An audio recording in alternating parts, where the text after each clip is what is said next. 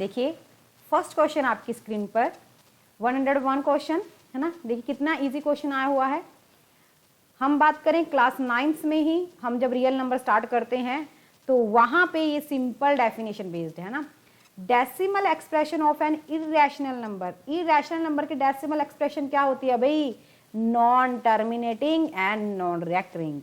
ठीक है जी, non terminating. पढ़ो और टिक। ये 1 सेकेंड वाला क्वेश्चन था।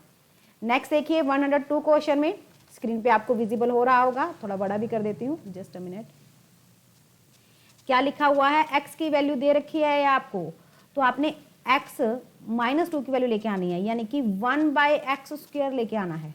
x दे रखा है, पहले ही x² कर लीजिए। देखो जब आप स्क्वेयरिंग करोगे तो a² b² यानी कि 3 + 2 + 2 × a × b 6 बन गया, यानी कि 5 + 2√6 बनेगा। अब आगे चाहे सॉल्व करने की जरूरत भी नहीं है, हमें यहीं पे ऑप्शन से हिंट मिल रहा है। गलती मत कर लेना प्लस और माइनस, क्योंकि ये x² आया है। अगर मुझे 1/x² चाहिए यानी कि 1/5 + 2√6 चाहिए, 1 तो कहीं नहीं है, यानी कि इसको रैशनलाइज किया गया है। रैशनलाइज करने पे यहाँ पे क्या आता है? माइनस साइन आता है ना, माइनस साइन, और नीचे माइनस करके 1 ही बचेगा, क्योंकि a² - b² की आइडेंटिटी बनेगी और नीचे 25 - 24 बन रहा है। ये तो हमारा माइंड में ही हो जाता है। जब हमारी प्रैक्टिस इतनी हो जाती है तो डायरेक्ट हम डी ऑप्शन लगा देंगे 5 - 2√2। ठीक है जी। क्वेश्चन नंबर नेक्स्ट क्वेश्चन पे देखिए, इन्होंने लिखा है the value of the expression. देखिए थोड़ा सा ध्यान से, कितना इजी क्वेश्चन मैं कहूँ आपके पास आया हुआ है। भाई टेलीग्राम ग्रुप जरूर ज्वाइन कर लेना, 2018 का पेपर वहां पे सारा अपलोड भी है ना, प्लस मैं यहाँ पे भी करवाती रहूंगी, और 2014 और 18 का एनालिसिस भी आपके पास लेके आऊंगी। Value of the expression 0.8 × 0.05 divide by 0.004। देखो डेसिमल के बाद 3 डिजिट, डेसिमल के बाद 1 2 3, 3 डिजिट ऊपर 3 डिजिट नीचे, ये तो दोनों कट गए। 4 के टेबल पे कितने पे गया? 2 पे, 5 to the 10, ए ऑप्शन आ गया। ठीक है जी। ये ऐसे क्वेश्चन थे जो मैं कहती हूँ कि मिनट की जरूरत नहीं थी इन क्वेश्चंस के लिए, बड़ी जल्दी से बड़े मजे से क्वेश्चन हो रहे थे, है ना। क्वेश्चन नंबर 104 देखो 2018 का किया, उसमें थोड़ा टाइम लग रहा था, है ना। देखो यहाँ पे n⁻n पूछ लिया। अगर मेरे से ओनली n पूछा होता फिर तो मैं ऑप्शन से उठा सकती थी, है ना। ऑप्शन में से n की वैल्यू पुट करके देख लेती भी कहाँ पे 4 बन रहा है, मेरा आंसर आ जाता। लेकिन उन्होंने पूछी मुझे n⁻n लिया, दैट मीन्स मुझे इक्वेशन सॉल्व करनी पड़ेगी। 2 मिनट लगेंगे। 2 देखो n अगर मैं कॉमन निकाल रही हूँ तो 1 - 2 - 1 बच गया इज इक्वल टू 4। अब देखो 2n, अब ये हो गया 1 - हाफ। जब आप 1 में से हाफ निकालोगे तो कितना बच के आएगा? हाफ बच के आएगा ना। तो चलिए हाफ आ गया इज इक्वल टू 4, उसके बाद मल्टीप्लाई हो गया, 8 बन गया। 8 को क्या लिख लोगे? 2⁻3, बेस कैंसल, तो n की वैल्यू कितनी आ गई? 3। तो 3⁻3 इज 27। क्लियर? बहुत इजी सिंपल क्वेश्चन और बड़े मजे से ये क्वेश्चन होते हैं। ये 2014 का पेपर लेके आने का मेरा मोटिव क्या था कि आप लोग कुछ लोग कैंडिडेट क्या होते हैं 2018 का पेपर देख के डीमोटिवेट हो जाते हैं, यार पेपर बहुत हार्ड आता है, पता नहीं हमसे हो पाएगा कि नहीं हो पाएगा। नहीं होएगा। देखो 2014 में इजी था, बट अब भी जब मैं कहूंगी कि आपको इतना इजी, तो चांसेस कम है, लेकिन फिर भी अगर इजी क्वेश्चन ज्यादा नहीं, आपको 20 क्वेश्चन तो आपको पेपर में इजी मिलेंगे ही मिलेंगे, है ना। 20 से 30 क्वेश्चन के बीच में आपको बहुत इजी मिलेंगे, 20 से 30 क्वेश्चन। फिर आपको आराम से 30 क्वेश्चन, यानी कि अगर मैं बात करूं ओवरऑल 70 क्वेश्चन तो ऐसे होंगे जिसमें से 30 क्वेश्चन तो बहुत इजी होंगे, है ना, और 40 क्वेश्चंस का लेवल थोड़ा मॉडर्न यानी कि आप इजीली कर लोगे उसको, आपको दिमाग में आ जाएगी चीजें, जो थोड़ी ट्रिक से हो जाती हैं चीजें, ये वाली चीजें थोड़ी ट्रिक से हो जाती हैं, तो ऐसे क्वेश्चन रहेंगे। सिर्फ 30 क्वेश्चन का लेवल मानती हूँ कि हार्ड हो सकता है, हम ये लेके चलेंगे एक बार पैटर्न। अगर पेपर इजी आ गया फिर तो वेल एंड गुड ही है ना। अगर हमने हार्ड तक तैयारी कर ली फिर पेपर जैसा मर्जी आ जाए, हमारे लिए हम पूरा तैयार हैं, ठीक है ना। तो तीनों लेवल्स को लेके चलेंगे हम यहाँ पे। देखिए द इक्वेशन हैज, इक्वेशन के कितने रूट आएंगे, नंबर ऑफ रूट बताने हैं। यहाँ पे मोड ऑफ एक्स है, मोड ऑफ एक्स में क्या बनेंगे भाई? केसेस बनने शुरू हो जाते हैं जब मोड ऑफ एक्स आ जाती है। क्या केसेस बनेंगे आपके? अगर आपकी एक्स ग्रेटर देन 0 है और आपकी एक्स लेस देन 0 है, ठीक है ना। देखो ग्रेटर देन इक्वल टू 0 पे मोड एक्स की वैल्यू क्या होती है? पॉजिटिव होती है, ठीक है ना। तो मोड एक्स की वैल्यू अगर पॉजिटिव है तो यहाँ पे x square minus 5x plus 6 ही आ गया। अब ये क्वालिटिकेशंस की मैंने ट्रिक भी करवाई हुई है, इसके फैक्टर बहुत इजीली निकल जाएंगे। पहले फैक्टर बना लो, 2 इंटू 3 6 बन गया, मुझे 5 चाहिए माइनस का, तो यानी कि माइनस माइनस आएगा, ठीक है ना। ये फैक्टर्स है। रूट्स की बात की जाए, इसको इक्वल टू लेके जाएंगे, यानी कि x की वैल्यू 2 और 3, ये नेगेटिव उधर जाएंगे तो पॉजिटिव हो जाएंगे। तो x ग्रेटर देन 0 ही था, तो 2 और 3 दो ही रूट आ गए, पॉजिटिव में दोनों एग्जिस्ट कर रहे हैं, तो इस केस में नंबर ऑफ रूट कितने आ गए, 2 आ गए। फिर अगर लेस देन 0 लेके चलूंगी, उस केस में जो वैल्यू होती है मोड x की वो क्या होती है, माइनस x होती है, ठीक है जी। यानी कि एक्स स्क्वायर प्लस 5x हो जाएगा प्लस 6। अब अगर फैक्टर बनाओगे 2 इंटू 3 बनेंगे, लेकिन अब ये दोनों प्लस के बनेंगे क्योंकि मुझे प्लस का 5 चाहिए, ठीक है जी। प्लस का 5 चाहिए और प्लस का 6 चाहिए, यहाँ पे भी प्लस का 6 बन गया था। तो x की वैल्यू कितनी आ गई, -2 -3, क्योंकि उधर लेके जाएंगे, नेगेटिव ही था। यहाँ पे देखो, सॉरी, यहाँ पे x लेस देन 0 था, तो ये दोनों रूट इसी कंडीशन के अकॉर्डिंग सेटिस्फाई कर रहे हैं, यस कर रहे हैं। तो दो इक्वेशन यहाँ से हो गए, 2 और 2 कितने रूट हो गए, टोटल 4 रियल रूट हो गए। तो इस इक्वेशन के आपके 4 रियल रूट आ जाएंगे, ठीक है जी, 4 रियल रूट आ जाएंगे। नेक्स्ट क्वेश्चन पे बढ़ते हैं। देखिए इस क्वेश्चन में देखिए, द इक्वेशन हैज, आप एक चीज नोट करना, इस क्वेश्चन में द इक्वेशन हैज पूछा गया है, लेकिन इस इक्वेशन में जो मॉडुलस दे रखा है ना आपको, इक्वल टू किसके दे रखा है भाई, नेगेटिव वैल्यू के, यानी कि x plus 4 is equal to -4। Modulus की वैल्यू क्या कभी नेगेटिव पॉजिटिव सॉरी पॉसिबल है? हमेशा जो मॉडुलस आता है वो पॉजिटिव वैल्यूज ही देता है, ठीक है जी। अंदर x होती है जो हमारी ग्रेटर देन 0 और लेस देन 0 के अकॉर्डिंग वर्क करती है। अगर x की वैल्यू ग्रेटर देन है या लेस देन है तो हम प्लस माइनस के अकॉर्डिंग तोड़ते हैं, लेकिन जब वो मॉडुलस से बाहर निकलता है तो ऑलवेज पॉजिटिव वैल्यू लेके आता है। क्या लेके आता है, पॉजिटिव वैल्यू।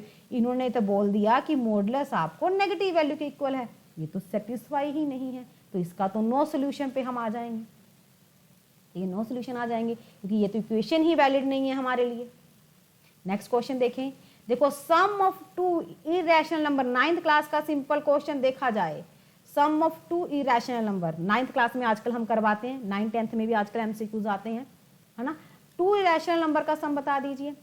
देखिए रैशनल इरेशनल नंबर का सम कभी कभी तो वो रैशनल हो जाता है, कभी कभी इरेशनल, तो वो दोनों ही बन सकता है। तो ऑप्शन में कौन सी हम कहें कि सबसे मोस्ट अप्रिशिएट थी, रियल नंबर। क्लियर, क्यों, क्योंकि रैशनल और इरेशनल के बारे में पूछा गया है, आप खुद एक एग्जांपल के थ्रू कर सकते हो। ये एक रैशनल नंबर है, सॉरी इरेशनल इरेशनल है, अगर मैं इनका सम करती हूँ कट गया, 2 आंसर आ गया विच इज अ रैशनल है। अगर मैं √3 प्लस √2 ले लूँ, दोनों इरेशनल है, इनका सम भी इरेशनल ही है, तो इरेशनल भी बन रहा है, तो रियल आंसर आ जाएगा, ठीक है जी। मैं स्पीड पे नहीं तो चल रही हूँ, मुझे कमेंट सेक्शन में बता देना। अगर आपको लगे कि मैं स्पीड से चल रही हूँ तो मैं धीरे करवा दूँ। क्वेश्चन ही बहुत ईजी है भाई, तो जब क्वेश्चन ज़्यादा ईजी आ जाते हैं तो मज़ा आता है भाई, जल्दी जल्दी कर लो, ठीक है जी। और हमारा टेलीग्राम चैनल ना आपको पता है, वैसे नेक्स्ट स्लाइड में दिखा दूंगी, यहाँ पे मैंने थोड़ी स्क्रीन बड़ी कर दी है ना, ये क्वेश्चन, एक मिनट, चलिए, है ना। Telegram channel DSSP math mentors के नाम से बना हुआ है, क्योंकि यहाँ पे आपको 2018 का पेपर भी मिल जाएगा, प्लस आने वाले टाइम में मेरी जो लाइव क्लासेस हैं, है ना, जो लाइव क्लासेस होंगी इस चैनल पे जो फ्री ऑफ कॉस्ट होंगी, उसके बारे में भी आपको नोटिफिकेशन वहाँ पे मिलती रहेगी। बाकी चैनल को तो सब्सक्राइब कर ही लीजिए, वहाँ पे भी आपको नोटिफिकेशन मिलती रहेगी। ऑनलाइन पेड बैचेस भी चल रहे हैं, अगर वो भी ज्वाइन करना चाहते हो तो वो भी कर सकते हो। 5 जून से हमारे बैच स्टार्ट होंगे, ठीक है जी। चलिए, and odd degree polynomial, odd degree polynomial के पास भाई क्या होता है, कहते हमेशा, ये हमारा एक थ्योरम बेस्ड रिजल्ट भी है, बाकी इसके काफ़ी प्रूफ भी होते हैं। आप एक्स क्यूबिक की इक्वेशन लेके चल सकते हो, x5 की इक्वेशन लेके चल सकते हो, है ना, तो 32 वगैरह कुछ भी लेके, कहते उसके पास एटलीस्ट 1 रियल रूट तो होता ही होता है, ठीक है ना। यहाँ पे हम प्रॉपर एक्सप्लेनेशन इस क्वेश्चन की नहीं करेंगे, क्योंकि इस क्वेश्चन को हम ऐसे ही समझेंगे एक बार। जब ओड डिग्री की पोलिनोमियल होती है उसके पास एटलीस्ट 1 रियल रूट होता ही होता है, 1 से ज्यादा जितने मर्जी आ सकते हैं, बट एक तो उसके पास आएगा ही आएगा। इस क्वेश्चन का मतलब ये है कि एक तो आएगा ही आएगा, एक से ज्यादा जितने मर्जी आ जाए, हो सकता है कि ना ही आए, बट एक तो आएगा ही आएगा, ठीक है ना। एटलीस्ट का मीनिंग ये है। अब देखिए 109 क्वेश्चन पे, इस क्वेश्चन पे क्या चीज समझेंगे हम, ये वाले क्वेश्चन है with the help of option से ही कर लेते हैं। देखिए सम ऑफ टू नंबर 50, ये भी देखा जाए क्लास 10th का है ना। हम कहते हैं ना third chapter linear system of equation, या फिर linear equation with two variable, उसमें से आता है। सम 50 है, the fraction obtain by dividing the large number by the smaller. Large number को स्मॉलर नंबर से डिवाइड करते हैं तो 3/2 मिलता है भाई, मिलता है 3/2। देख लेते हैं पहली, देखो भाई, देखो सम तो सबका ही 50 बन रहा है, पहली ऑप्शन तो चेक करने की जरूरत है नहीं, सम सबका ही बन रहा है फिलहाल। अब देखो इन दोनों को डिवाइड करेंगे तो 1:1 देगा, कट कर दो। ये देखो 4:4 देगा, कट कर दो। ये देखो 35/15 है ना, वैसे दिख ही रहा है, ये वाला ही 3:2 देगा, आंसर ये आएगा। इसको भी कट करके देख लो 5 के टेबल पे है ना, 7/3 दे रहा है, जबकि मुझे तो 3/2 रेशियो चाहिए, तो ऑप्शन मेरी डी आ गई। कोई वेरिएबल बना के सॉल्व करने की जरूरत नहीं थी, एक्स वाई लेट करो या ये करो, नहीं, क्वेश्चन उठाओ, ऑप्शन से हो रहा था। ये वाला क्वेश्चन भी क्लास 10th या क्लास हम कहें 4th चैप्टर या 3rd चैप्टर, दोनों में से कुछ भी कंसिडर कर सकते हो, क्योंकि दोनों में ही आ जाते हैं ये क्वेश्चन। ठीक है जी, 4th चैप्टर आपका वहां पे क्वालिफिकेशन, वहां पे भी स्टेटमेंट वाले क्वेश्चन है क्लास 10th के ही क्वेश्चन में से है, इसे भी ऑप्शन से उठाएंगे कि the mother age is 3 time age of her son. Mother की एज कितनी है, 3 time age of son. Okay ठीक है जी। आफ्टर 5 ईयर यानी कि +5 after 5 year, there age will added to 66। 5 साल के बाद दोनों की एज का सम कितना हो जाता है, 66 हो जाता है। तो हमने बतानी है कि मदर की एज कितनी है, मदर की बतानी है, सन की नहीं। तो अगर मान लो मैं ऑप्शन से उठाऊंगी, पहले मैं ए ऑप्शन से करती हूँ। अगर मान लो मदर की एज 45 है तो सन की कितनी आएगी, 3 से सी, तो सन की 3 से डिवाइड कर दे, 15 आ गई। 5 साल बाद, 5 साल में मैं प्लस करूं तो +5 ईयर करूंगी तो ये 50 बन गया, +5 ईयर करूंगी तो ये 20 बन गया। अगर मैं प्लस कर रही हूँ तो 70 बन गया, मुझे तो 66 चाहिए। चलिए ए ऑप्शन तक कट गई है ना। अब चलिए 42 ईयर्स, ठीक है जी। और सन की एज कितनी आ जाएगी, अगर मैं डिवाइड करती हूँ इसको 3 से, क्योंकि 3 टाइम था, 3 से डिवाइड करती हूँ 1, 14 ईयर आ गई सन की। 5 प्लस कर लेते हैं, ये 47 बन गया, ये 19 बन गया। अब दोनों का प्लस कीजिए, कितना बन गया भाई, 66 बन गया कि नहीं बन गया। तो ऑप्शन नंबर बी ही आपका आंसर आएगा। बाकी भी चेक करके देख लीजिए, एक बार कंफर्म हो जाता है। 55 को 55 तो 3 से डिवाइड ही नहीं हो रहा, तो ये तो रिलेशन ही नहीं बन रहा, ये तो वैसे कट गया। 30 वाला चेक करके देख लीजिए, अगर एज मदर की 30 है तो सन की कितनी होगी, 10 ईयर्स है ना, 3 गुना 10 साल हो गई। अब इसमें 5 साल, 35 और 15 अगर मैं प्लस करती हूँ, देखो पीछे तो 0 बन रहा है, मुझे तो 66 चाहिए, तो बी ऑप्शन मैच हो गया। ऐसे बड़े मजे से ये क्वेश्चन हो जाते हैं। क्वेश्चन उठाइए और सॉल्व कीजिए। अब इस क्वेश्चन में भी नेक्स्ट क्वेश्चन आपकी स्क्रीन पे, भाई अगर आपको लगे तो वीडियो को पॉज करके दोबारा से वो क्वेश्चन सुन सकते हो, बैक का आगे पीछे करके, है ना। Arithmetic mean between the number this and this, 2 number के बिटवीन अर्थमेटिक मीन करवाना है। अर्थमेटिक मीन देखो x + y का स्क्वायर, x - y का स्क्वायर डिवाइड बाय 2। ओके देखो जब आप इसकी स्क्वायर खोलोगे a² + b², यहाँ पे +2ab आएगा ना, यहाँ पे -2ab आएगा, ये दोनों कट जाएंगे, यानी कि यहाँ पे 2x² बचेगा और 2y² बचेगा डिवाइड बाय 2। 2 कॉमन निकाल के कट कर दूंगी, सिर्फ x² y² बच गया। ए ऑप्शन आपका आंसर। क्लियर, ए ऑप्शन आपका आंसर। चलिए नेक्स्ट क्वेश्चन पे देखते हैं, है ना। नेक्स्ट क्वेश्चन में क्या लिखा गया है, सम ऑफ फाइनाइट सीरीज, ये एपीजीपी आ गया है, ये बोले 10th क्लास का क्वेश्चन ही बन गया, चाहे 11th का ले लो, बात एक जैसी है, क्योंकि 11th में भी एपी करवाई जाती है और जीपी आती है। अब फर्स्ट टर्म तो मुझे पता है 5 है, अब कॉमन डिफरेंस इक्वल है, यानी कि ये एपी में है ना। an 50 है, लास्ट टर्म 50 है, मैंने तो सम निकालना है। सम के लिए मुझे पहले नंबर ऑफ टर्म्स पता होनी चाहिए कितनी है, तो फॉर्मूला लगा लो सिंपल सा।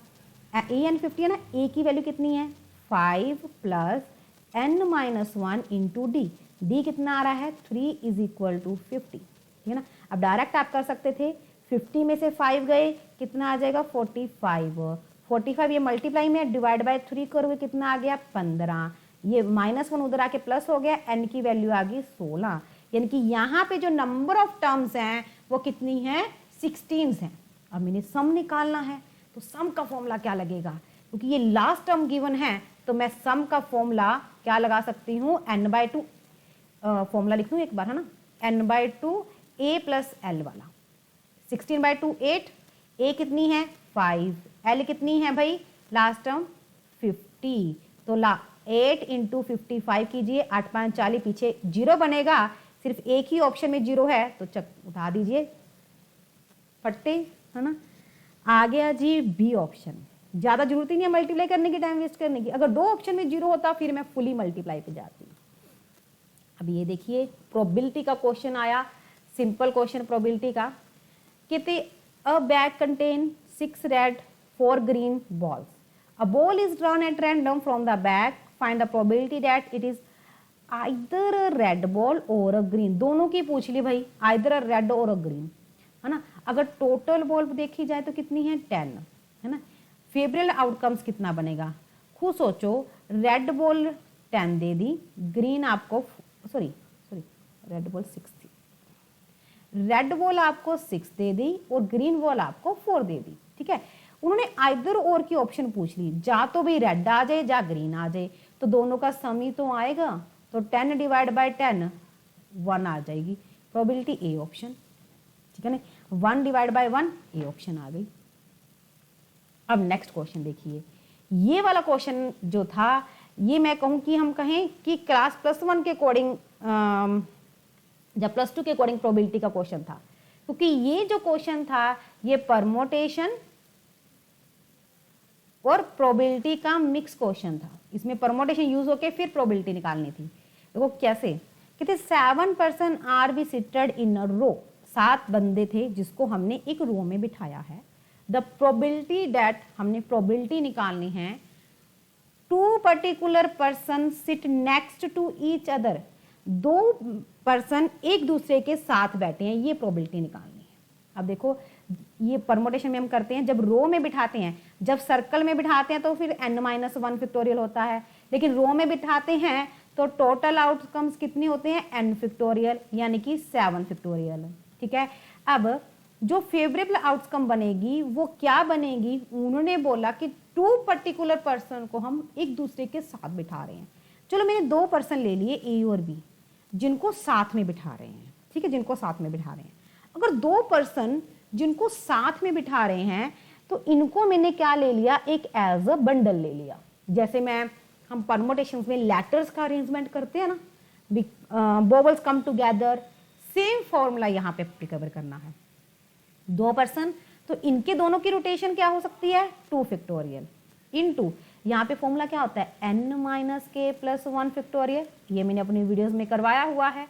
तो n कितनी है 7 माइनस k का मतलब यहाँ पे कितने पर्सन को चूज किया गया है 2 को, तो 2 + 1 फैक्टोरियल, कितना बन गया ये 2 फैक्टोरियल इंटू 6 फैक्टोरियल। बस निकाल दो प्रोबेबिलिटी, फेवरेबल आउटकम्स आ गया ना, 2 factorial 6 factorial divide by total, total कितना था 7, तो इसको 7 इंटू 6 फैक्टोरियल लिख लेंगे, ये कट गया, 2/7 ये आपका क्या आ गया, आंसर आ गया।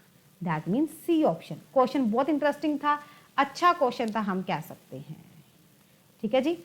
कौन सा क्वेश्चन, क्वेश्चन इसका आंसर सी, क्वेश्चन नंबर 114। चलिए क्वेश्चन नंबर 115 पे मूव करते हैं। ओ बहुत इजी क्वेश्चन आ गया, इस तरह के क्वेश्चन आ जाना तो मजा ही आ जाना। मैं कहती हूँ कि सभी आप लोग फुल रैंक लेके आओ। प्रोबेबिलिटी ऑफ ई इवेंट कितनी है भाई 0.999, प्रोबेबिलिटी ऑफ ई नोट पूछ लिया, क्या करो 1 में से माइनस कर दो इसको, 999, जब माइनस करके बस माइनस में 0 का ध्यान रखना, पीछे 1 आएगा, 0.1 सी आंसर। वैसे इसमें किसी ने गलती नहीं की होगी, सबने जिन्होंने पेपर अगर दिया होगा पहले बिल्कुल सही किया होगा, और जो फर्स्ट टाइम दे रहे हैं जिन्होंने ये पेपर को एनालिसिस किया होगा उनका तो हो ही जाना है। अब देखिए क्या लिखा गया है, mean of 100 observation is 45। 100 observation का मीन 45 है, यानी कि 100 का जो मीन है वो 45 है। It was later found at 2 observation 19 and 31 were recorded incorrectly as 91 and 13। दो हमारी ऑब्जर्वेशन थी जो क्या थी, है तो 19 और 31 थी, बट उसे रिकॉर्ड कर लिया गया इनकरेक्टली एज लगा है, इनकरेक्टली के बाद एज, इनकरेक्टली एज, यानी कि हमने उनको गलत कैसे पढ़ लिया, 91 और 13 पढ़ लिया, 91 और 13 पढ़ लिया, तो करेक्ट मीन बताना है भी सिंपल क्वेश्चन।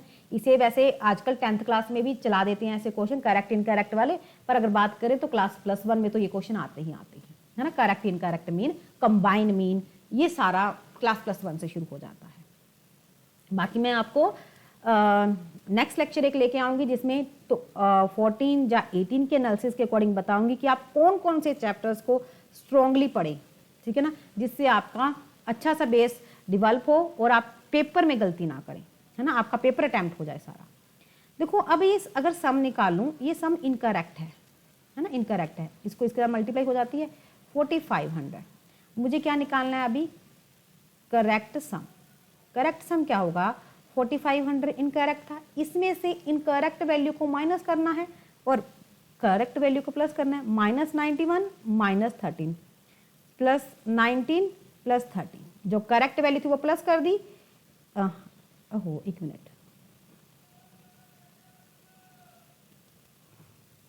+31 लगाना था, ठीक है जी। ये जब मैंने इसको कैलकुलेशन किया तो मेरा आंसर आया 4446। अब मैंने तो मीन निकालना था दोबारा, तो जितना मेरा माइनस करके आया डिवाइड बाय 100 लग जाएगा, क्योंकि आउटकम तो 100 ही है ना, उसमें तो चेंज नहीं, वो तो नहीं कम ज्यादा हुई, मैंने कोई बाहर तो नहीं निकाली ना, तो 44.46 ए ऑप्शन आपका आ गया, ठीक है जी। देखिए कितनी जल्दी हम क्वेश्चंस कर पाए, लेकिन कल वाले क्वेश्चंस में मैं सिर्फ 10 ही करवा पाई आपको, क्योंकि वो क्वेश्चन थोड़े से थे टाइम कंज्यूमिंग थे। Decimal expression of this number कौन सी क्लास में आया अभी, अगर आप लोग पढ़ा रहे हो 9th क्लास चैप्टर नंबर 1, देखो आपने यहाँ पे एनालिसिस किया हो 9th क्लास चैप्टर नंबर 1 से ये तीसरा क्वेश्चन हम ले रहे हैं, पहले रैशनल इरेशनल वाला भी इसी में से था, है ना, ये 3rd नंबर क्वेश्चन हम ले रहे हैं। The decimal number this is equal to the rational number, कौन से रैशनल नंबर के इक्वल होगा, देखिए जो भी नंबर लिखा होता है ना पहले उसको लिख लीजिए, 657, जो 657 है ना वो रिपीट हो रहा है तो उसके ऊपर मैं बार लगा लेती हूँ, जो रिपीट होता है उसके ऊपर मैंने बार, सबसे पहले जो रिपीट है उससे पहले वाले डिजिट, चलिए ठीक है जी, रिपीट पहले डेसिमल को ना रिपीट डिजिट्स के पास ले आइए, तो अगर मैं डेसिमल को यहाँ पे लेके आऊंगी तो कितने डिजिट है 2, यानी कि इसको किससे मल्टीप्लाई हो जाएगा 100 से, तो पहली स्टेटमेंट बनेगी मेरी 100x इज इक्वल टू 123 है ना, 123 657 के ऊपर बार। अब मैंने जो रिपीटेड डिजिट होते हैं उसको डेसिमल के राइट हैंड साइड लेके आना है, यहाँ पे रिपीटेड डिजिट कितनी है 3, जितने डिजिट रिपीटेड होते हैं उतने ही जीरोस के साथ यहाँ पे मल्टीप्लाई किया जाता है, अगर एक डिजिट रिपीट तो 10 से मल्टीप्लाई, 2 तो 100, यहाँ पे 3 है तो 1000 से अब मैं मल्टीप्लाई करूंगी, ठीक है जी। जब मैंने 1 से किया था ये क्वेश्चन नंबर 1 थी, और जब मैंने मल्टीप्लाई किया तो इधर तो फिर वही बात है 1 लाख बन गया, ये 3 जीरो से और मल्टीप्लाई हो गया 123,657.657, क्योंकि ये तो रिपीटेड नंबर है, ये तो आते ही जाएंगे, ये क्वेश्चन नंबर 1 गई 2।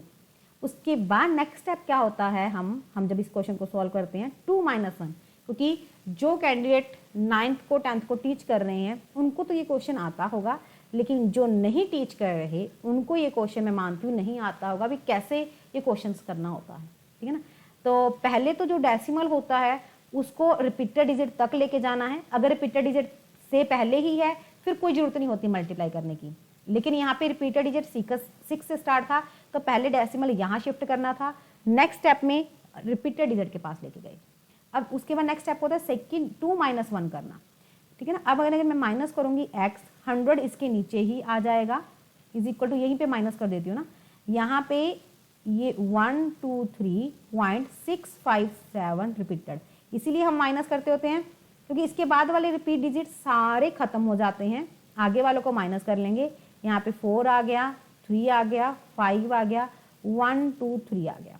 जब इधर माइनस करेंगे तो x is equal to the x 0 0, उसके बाद 9 9 9, अब x की वैल्यू कितनी आ गई 1 2 3 5 3 4 अपॉन 999 दो जीरोस।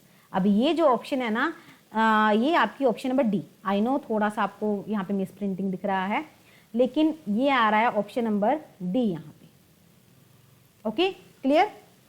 चलिए अब नेक्स्ट क्वेश्चन पे मूव करते हैं।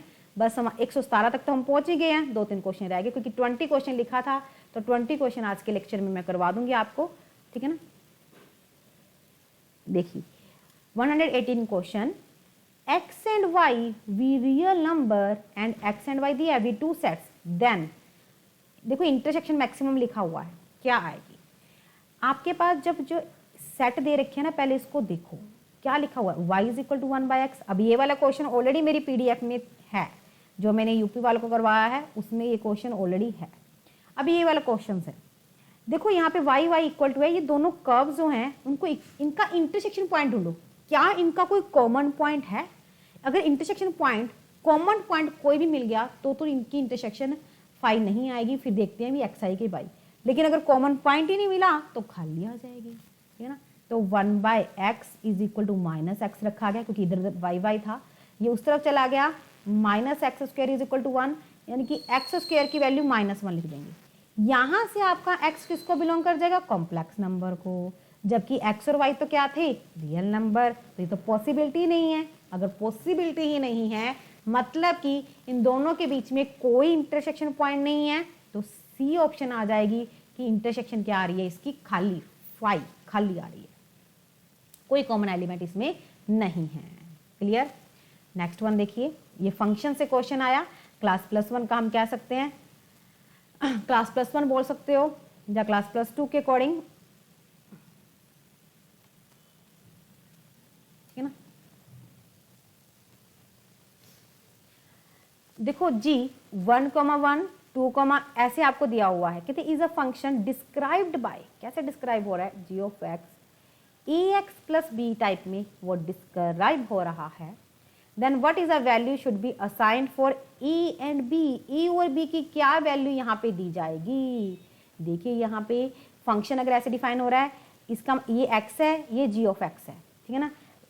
1 is equal to a plus B आ गया। अगर मैं 1,1 का पेयर लेती हूँ, यहाँ पे ये x की वैल्यू है, यानी कि 2a plus B is equal to 3 g of x की वैल्यू। इसको कैलकुलेट कर लेते हैं, साइन चेंज कर लेंगे, माइनस माइनस माइनस ये कट गया, -a इज इक्वल टू -2। तो यहाँ से बहुत इजी a की वैल्यू 2 आ गई। a की वैल्यू 2 अगर मैं यहाँ पे पुट करती हूँ, 1 is equal to 2 plus b, तो b की वैल्यू कितनी आ गई, -1, ठीक है ना। a की वैल्यू 2, b की वैल्यू -1, मेरी सी ऑप्शन मैच होगी, ए और बी।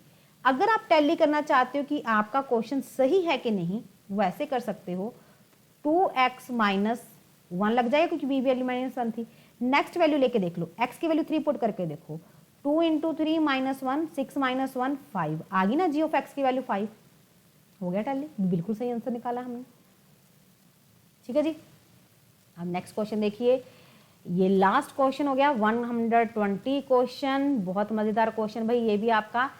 फाइंड रिमाइंडर, अगर ये वाले क्वेश्चन बात करें, बीएससी हम कहें कि नंबर थ्योरी से क्वेश्चन हम ले लेते हैं कि नंबर थ्योरी में ऐसे क्वेश्चन पाए जाते हैं, है ना। Remainder when the sum is divisible by 12। देखो 0 फैक्टोरियल को 1 लिख सकते हैं, प्लस 1 फैक्टोरियल 1, 2 फैक्टोरियल 2, 3 फैक्टोरियल है, उसके बाद प्लस 4 फैक्टोरियल है। 3 को तो हम खोलेंगे, 3 × 2 खुलेगा, 4 को खोलेंगे, 4 × 3 × 2 खुलेगा। अब इसमें देखिए 12 आ गया, हमने डिविजिबल बाय 12 भी निकालना है। 4 फैक्टोरियल की बात करूं, 5 फैक्टोरियल की बात करूं, 6 फैक्टोरियल की बात करूं, किसी भी फैक्टोरियल की बात करूं अप टू 100 तक, सब में 4 × 3 है, तो यहाँ पे भी यानी कि 4 × 3 आएगा ही आएगा, आएगा ना, क्योंकि डिसेंडिंग ऑर्डर चलते हैं, यानी कि सब में 12 का मल्टीपल आएगा। जब आएगा तो ये एग्जैक्टली डिविजिबल हो जाएंगे, यहाँ से रिमाइंडर सबका क्या आना शुरू हो जाएगा, 0, यानी कि 4 के बाद तो सबका रिमाइंडर क्या आ जाएगा, 0। तो 4 के बाद कोई नंबर लेने की जरूरत नहीं है, हमने सिर्फ आगे वाले नंबर्स का रिमाइंडर निकालना पड़ेगा। तो अब आगे वाले नंबर्स का रिमाइंडर कैसे आएगा, यहाँ पे 1 हो गया, +1, 2 का फैक्टोरियल 2, 3 का फैक्टोरियल 6 डिवाइड बाय 12, है ना। ये तो 10 ही बन गया, 10/12। अगर 12 से बड़ा चला जाता सम, तो फिर मैं डिवाइड करके रिमाइंडर निकाल सकती थी, लेकिन ये तो क्या चला गया, 12 से छोटा, तो रिमाइंडर आपका 10 ही आ गया। क्लियर? क्लियर भाई? आई होप आपको बहुत अच्छे से पूरे 20 के 20 क्वेश्चन यहाँ पे समझ में आए होने। कितने इजी क्वेश्चन आए हुए थे। तो इस लेवल के क्वेश्चंस भी आपको मिलेंगे एग्जाम में, ठीक है ना। मॉडर्न भी मिलेगा, हायर भी मिलेगा, और प्लस मेरे इस चैनल पे मैं आपको लाइव क्लासेस भी प्रोवाइड करवाऊंगी, जिसमें हम कुछ क्वेश्चंस, कुछ कंसेप्ट को लेके चलेंगे, पढ़ाएंगे। दैट्स वाई वो एज अ ऐप आपके लिए डेमो होंगी, है ना, जिसके थ्रू आप देख सकते हो कि डेमो लेक्चर्स कैसे हैं। उसके बाद अपना डिसीजन लीजिए कि कहाँ पे आपने, कैसे आपने कोचिंग स्टार्ट करनी है, ठीक है जी। तो एक प्रॉपर वे से कोचिंग स्टार्ट करना, क्योंकि एक रेगुलरिटी बन जाती है, और कोई बात नहीं है। जो कैंडिडेट ऑलरेडी काफ़ी अच्छा पढ़ रहे हैं, कुछ का तो फोकस ऐसा होता है कि हम तो पढ़ ही रहे हैं, हम तो पढ़ ही लेंगे, वो सेल्फ स्टडी कर सकते हैं।